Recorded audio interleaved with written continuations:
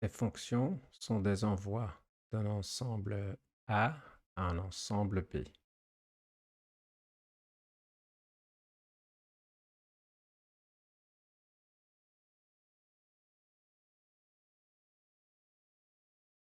L'envoi aura deux propriétés qui sont que, premièrement, chaque élément de A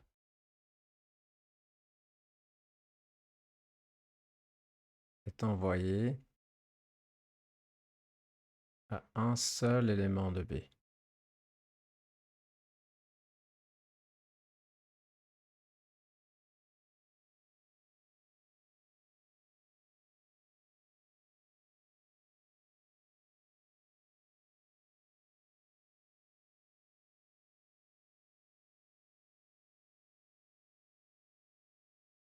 Donc, dessinons des exemples sur des Venn diagrammes d'ensemble. Premièrement, prenons un ensemble A et un ensemble B. Disons que l'ensemble A a 3 éléments et que l'ensemble B a par exemple 2 éléments. Alors si on envoie le premier au premier là, et le deuxième au deuxième, alors ceci n'est pas une fonction. Pourquoi? Parce que pas chaque élément de A est envoyé à un élément de B. Alors, deuxième exemple. Ajoutons une flèche du troisième élément de A à un élément de B. Alors, maintenant, c'est une fonction parce que chaque élément de A est envoyé à un seul élément de B. Troisième exemple. Ajoutons une flèche comme ceci. Est-ce que c'est une fonction? Non. Pourquoi pas? Parce que bien que chaque élément de l'ensemble A est envoyé quelque part, il y a un élément de A qui est envoyé à deux éléments de B. Ça, c'est pas permis non plus. Si on a une fonction, on peut la noter f qui va de l'ensemble A à l'ensemble B, qui envoie A, f de A. Donc, dans l'exemple, ce ne serait pas possible que f de cet élément A aurait deux valeurs. Ça, c'est pas permis. Donc, enlever cette flèche. Et puis, on va constater qu'on a bien une fonction. C'est la fonction. Alors maintenant, on a différents types de fonctions.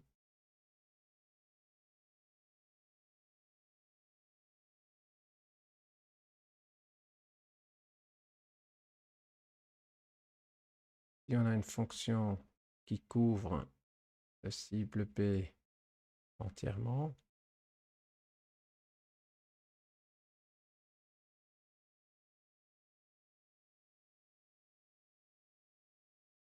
alors on dit que la fonction est surjective.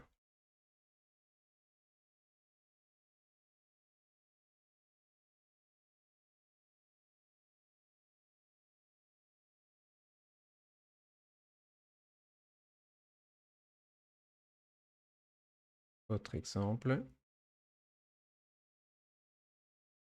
si on a que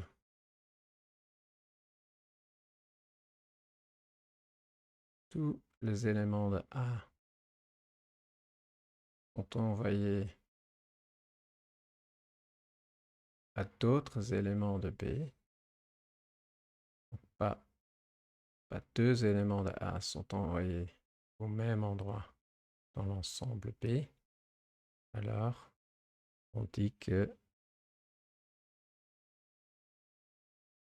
fonction est injective.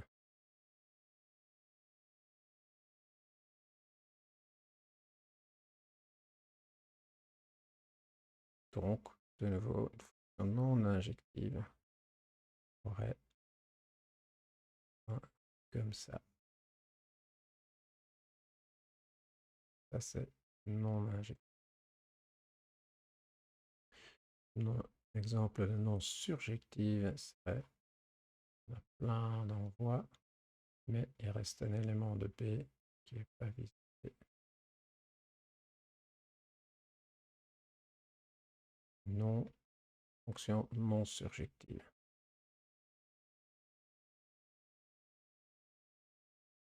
Alors, essayons maintenant de dessiner une fonction bijective, ce qui veut dire qu'elle est et surjective et injective.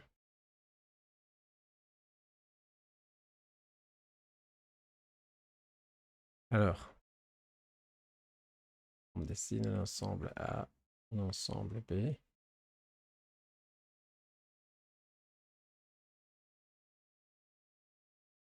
Disons que l'ensemble a 3 éléments et l'ensemble B a 4 éléments. Maintenant, l'envoi doit être surjective, mais je vois tout de suite que ce n'est pas possible parce que j'ai juste 3 éléments de A qui je dois envoyer partout en B, mais j'ai 4 éléments en B, donc je devrais envoyer un élément de A à 2 endroits, ce qui est en contradiction avec la définition de fonction. Donc je ne peux pas avoir plus d'éléments de B dans B que dans A. Essayons d'avoir moins d'éléments dans B. Voilà. Alors maintenant, mon envoi peut certainement être surjective. Mais est-ce que l'envoi peut être injective? Non, parce que je dois envoyer 2 éléments de A à un même élément de B. Donc ça, c'est pas possible non plus. La seule possibilité que j'ai, c'est d'avoir 3 éléments dans B aussi, c'est-à-dire le même nombre d'éléments dans A que dans B.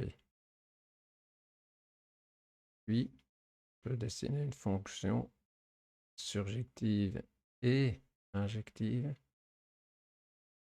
Par exemple, celle-ci.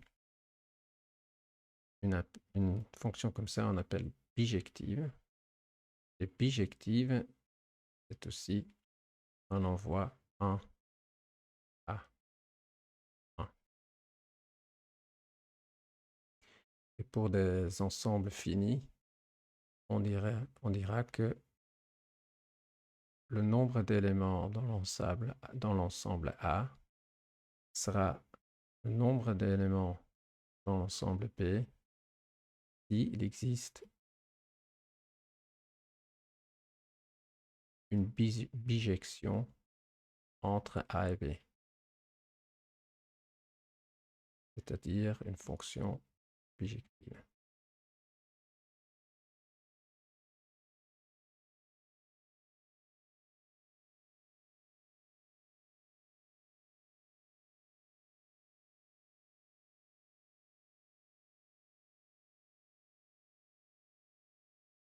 Alors, finalement, discutons la composition. Fonction.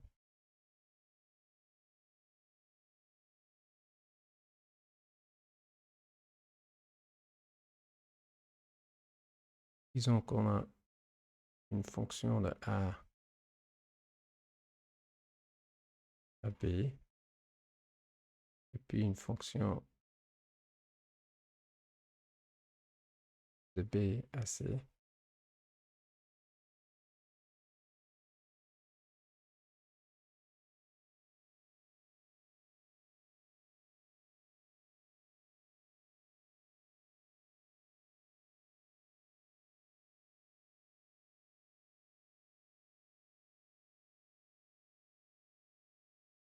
Alors, on peut dire que la fonction g après composé avec la fonction f,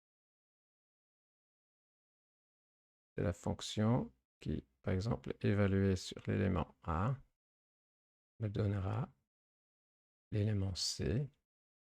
Pourquoi? Parce que c'est rien d'autre que G de F de A qui est G de B qui est rien d'autre que C.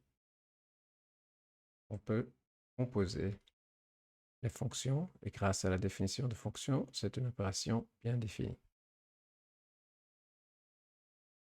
Alors maintenant, des exemples de fonctions.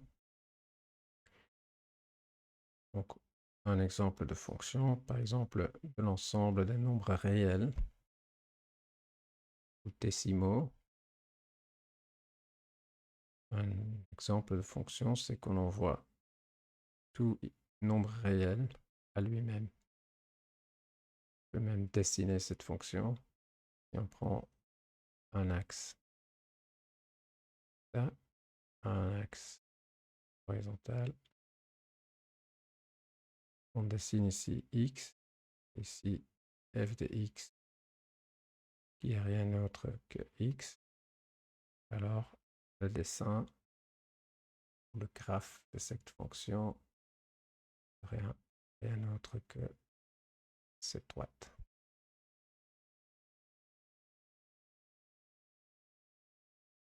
Alors, essayons de dessiner d'autres exemples de fonctions en R.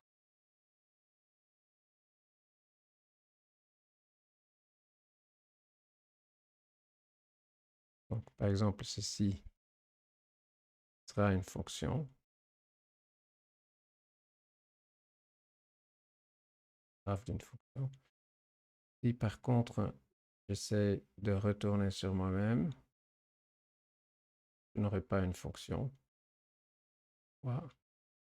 Parce que à un certain endroit, j'aurai une valeur de x ou j'aurai plusieurs possibilités pour f de x. Et ça, par la définition de fonction, n'est pas permis. Il y a énormément d'autres exemples de fonctions qui forment en effet une base des mathématiques.